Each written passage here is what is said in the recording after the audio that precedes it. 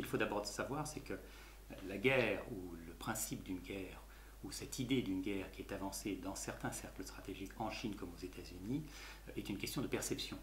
Il ne s'agit pas d'une réalité fondée sur un rapport de force, sur une rivalité stratégique, sur un différend, fût-il frontalier ou idéologique. Enfin bref, il n'y a pas de raison principale justifiant l'appellation de guerre ou de guerre possible entre les deux pays. Tout est question de perception, et cette perception est bien évidemment fondée en grande partie sur la montée en puissance militaire, stratégique et même à certains égards diplomatiques de la Chine. Donc, du côté américain, la grosse interrogation, c'est à terme, que veut la Chine ?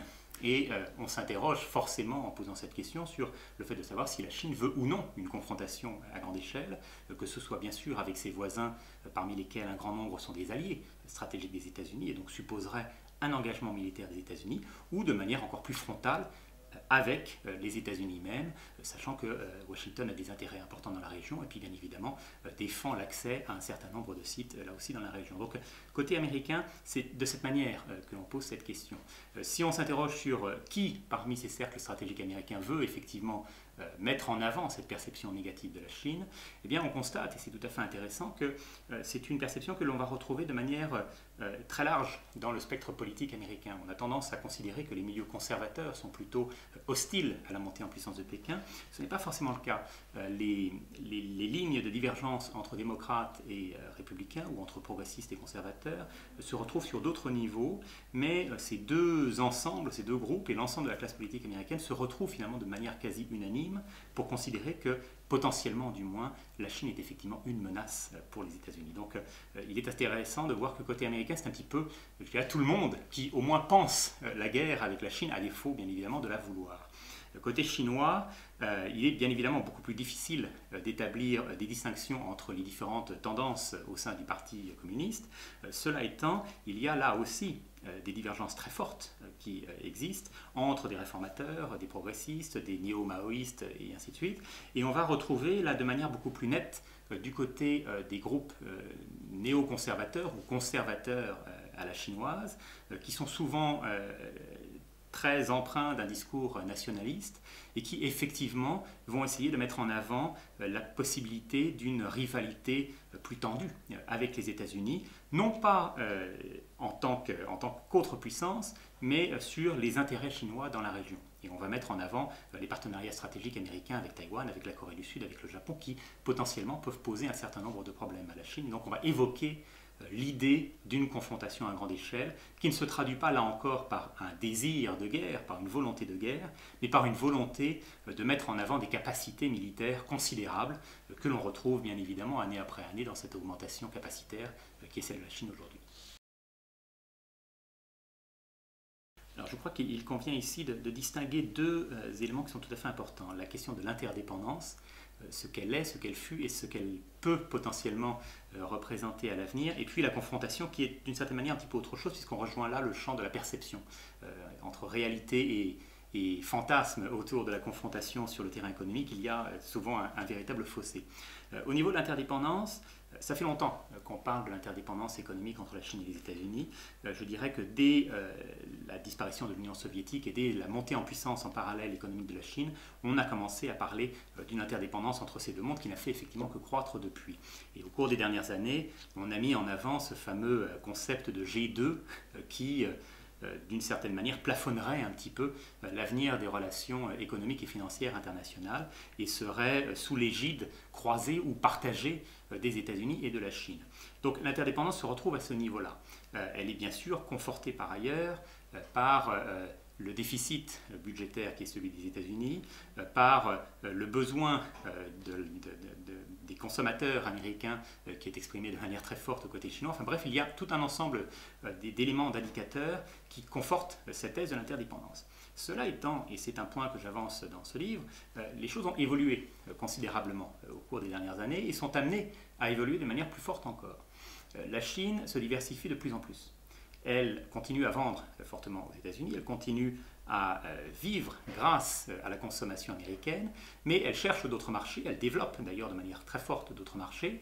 On l'a vu avec la visite de Xi Jinping dans certains pays de l'Union européenne il y a quelques semaines, où l'Union européenne intéresse très fortement la Chine à la fois comme partenaire stratégique, mais aussi et surtout comme partenaire économique et commercial.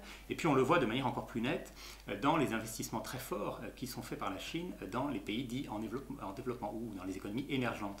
Et quand on constate l'évolution de la relation économique et commerciale entre la Chine et les États-Unis avec celle qui concerne la Chine et le reste du monde, eh bien on voit que l'écart est en train de grandir, ou plus exactement que les États-Unis sont de moins en moins essentiels pour l'économie chinoise. Et donc la question que je pose, c'est va-t-on vers une fin, un abandon de cette interdépendance? Et si oui, cela pourrait-il avoir des conséquences fâcheuses, voire dramatiques, sur l'équilibre entre ces deux grandes puissances? Sur la question de la confrontation, rapidement, effectivement, il y a là la question de la perception qui est tout à fait importante et que l'on va retrouver surtout côté américain. Et je fais notamment état de cette obsession chinoise qui s'est emparée des cercles politiques et économiques à Washington. On a un petit peu l'impression aujourd'hui que la Chine n'est plus simplement un problème de politique étrangère, c'est aussi et peut-être surtout un problème de politique économique et sociale pour les États-Unis. Et on l'a vu de manière très forte pendant la campagne électorale 2012 qui a vu la réélection de Barack Obama, où les deux candidats, Obama et Romney, à plusieurs reprises se sont exprimés pour critiquer la politique chinoise de Washington, non pas pour reprocher cette montée en puissance militaire et les ambitions supposées ou réelles de la Chine, mais pour simplement dire, regardez, la conséquence pour nous Américains, c'est les délocalisations, c'est la désindustrialisation, ce sont des pertes d'emplois et un appauvrissement qui finalement se généralise. Et donc on a la Chine qui s'invite dans la campagne américaine, ce qui est assez rare quand il s'agit d'un sujet de politique étrangère, et on a surtout un pays étranger qui s'invite dans la politique intérieure et a fortiori économique et sociale des États-Unis. Donc sur cette confrontation, je crois que c'est sur ce petit point-là qu'il faut particulièrement mettre l'accent. Et d'ailleurs, il est intéressant de voir que cette obsession, si elle est très forte à Washington, elle n'est pas aussi nette côté chinois. Les Chinois ne sont plus aujourd'hui obsédés par les États-Unis. Ils le furent dans les années 80 ou 90. C'est moins le cas aujourd'hui. Là encore, je pose simplement la question, va-t-on vers de nouveaux équilibres? Et ces nouveaux équilibres sont-ils potentiellement dangereux? Alors le principe ou le concept de soft guerre, en fait, est une sorte de traduction de ce que représenterait l'opposition entre des soft power ou des postures qui veulent laisser de côté les instruments traditionnels de la puissance et privilégient l'influence, la capacité de séduction et donc de faire un petit peu progresser les idées à la fois dans son entité régionale mais aussi à échelle internationale. C'est évidemment un concept qui a été développé aux États-Unis dès le début des années 90 par le politologue Joseph Nye. C'est un concept qui a été repris en Chine dès cette époque et puis surtout qui s'est développé de manière considérable depuis, qui a été décliné, qui a été traduit de plusieurs manières et qui a été l'objet en 2007, à l'occasion de l'avant-dernier congrès du Parti communiste chinois, d'une officialisation d'un soft power chinois reconnu par Pékin comme la politique officielle finalement de la Chine aujourd'hui. Je crois que c'est un petit peu comme ça qu'on peut le présenter. Alors la question, c'est évidemment de se dire aujourd'hui, si la Chine cherche à monter en puissance de manière pacifique, cette fameuse émergence pacifique dont il parle, mais qu'est-ce qu'on entend exactement par là? Sinon une volonté de séduire, de progresser et puis de gagner du terrain, notamment, encore une fois, dans les économies émergentes où la Chine est de plus en plus présente, où elle investit des sommes considérables, et puis où à terme, elle entend bien évidemment dicter un petit peu sa loi sur des questions plus sensibles ayant attrait au diplomatique ou à la stratégie.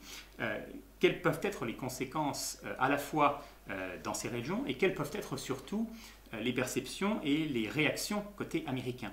Et je m'interroge sur la possibilité de voir à terme, non pas des confrontations sur fond de montée en puissance militaire, qui semblent relativement déplacées ou peu appropriées, je dirais, dans le cas des États-Unis ou de la Chine. On imagine assez difficilement une guerre entre ces deux pays, et mon livre, à plusieurs égards, essaie de balayer un petit peu cette idée, cette thèse presque apocalyptique d'une confrontation à grande échelle entre Chine et États-Unis. En revanche, puisque la rivalité est là et puisque la confrontation est réelle, cette confrontation ne risque-t-elle pas de se cristalliser sur des terrains plus souples, plus soft, et donc de voir apparaître une nouvelle forme de confrontation entre ces deux géants qui n'aurait rien à voir avec la guerre froide, qui n'aurait rien à voir avec d'une certaine manière tout ce que nous avons pu connaître par le passé, mais qui aurait des conséquences sans doute tout aussi, voire beaucoup plus importantes.